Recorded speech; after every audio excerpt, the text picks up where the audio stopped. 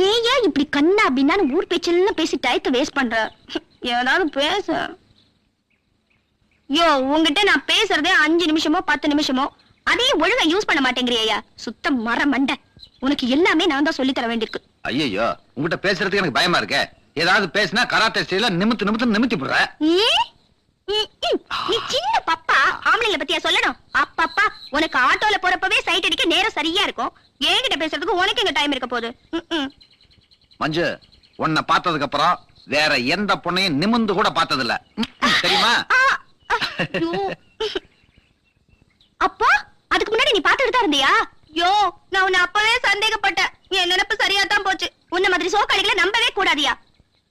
எப்போ எனக்கு அந்த சிந்தனை வந்ததே இல்ல, என்ன நம்பு. ஆமா, எல்லாரும் சொல்ற ஒரே டைலாக் தான் நீ சொல்ற.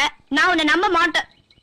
மஞ்சு, நான் நிஜமாவே சொல்றேன், உன் அழகுல நான் சொக்கிட்டேன்.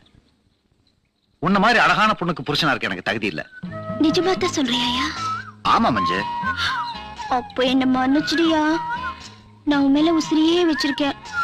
புருஷன் அழகா இருக்கணும்னு இல்லையா, பொண்டாட்டி மேல அன்பா இருந்தா அதுவே போதும். என்னதான் பொம்பளை அழகா இருந்தாலும் ஆம்பளை துணை இல்லாம அவளால என்னையா பண்ண முடியும்? பெரிய மகாராணியா இருந்தாலும் புருஷன்கிட்ட அடங்கிதான் போகணும். பரவாயில்லையே, உனக்கு கூட அன்பா பேச தெரியுதே. ஆண்டவா, நான் கொடுத்து வச்சவன் தான். போயா.